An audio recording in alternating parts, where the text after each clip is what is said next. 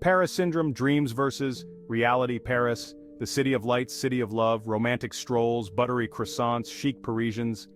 But then, you arrive. Reality bites hard. The dreamy city can turn into a tourist trap labyrinth. Parisians' patience for tourists can be thin. Why such a stark contrast between expectation and reality?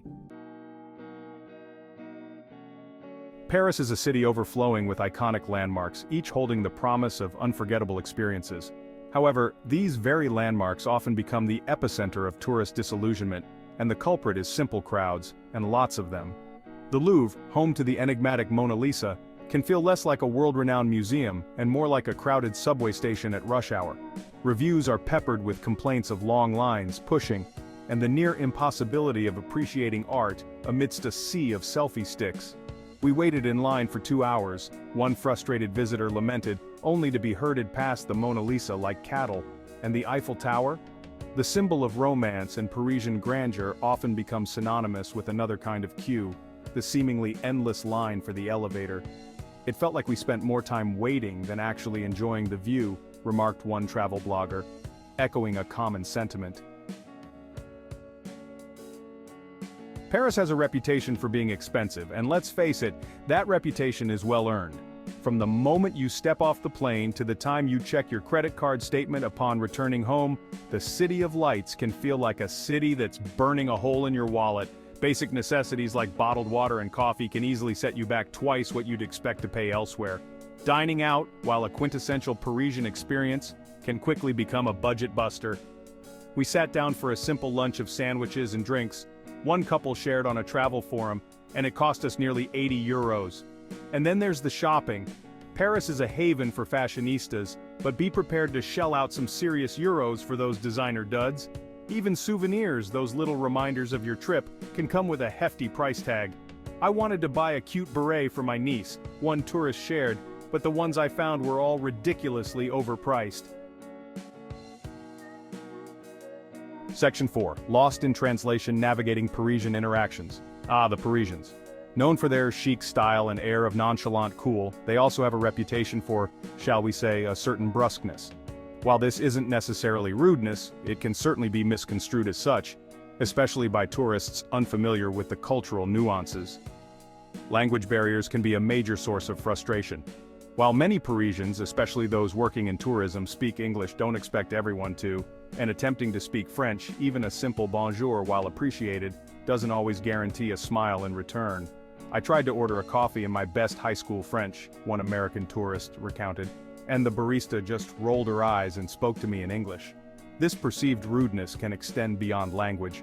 Parisians are known for their directness, which can come across as abrupt or even impolite to those accustomed to a more indirect communication style.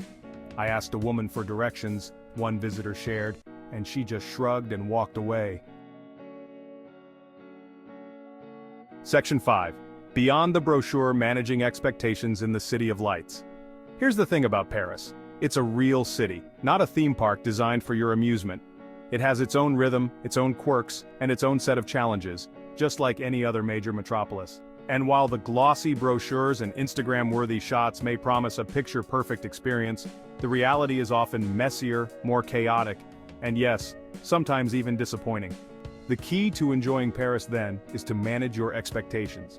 Don't expect everything to be perfect, or for the city to conform to your idealized vision of it.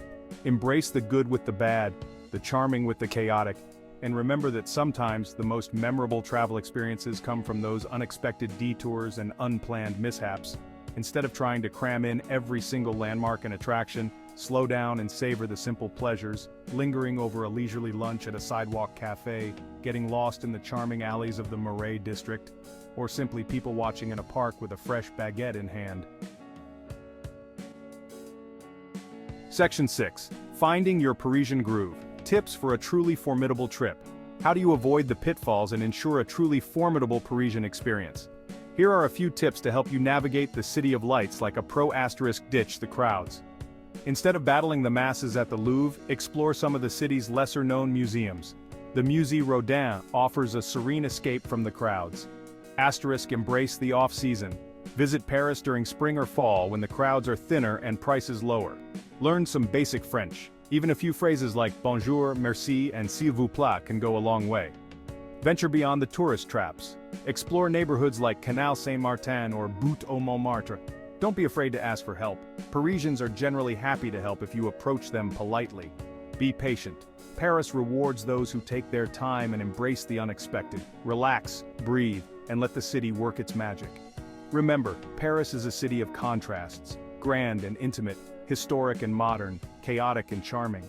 Embrace its complexities with an open mind and a sense of adventure, and you'll discover a city that's as captivating as it is unforgettable.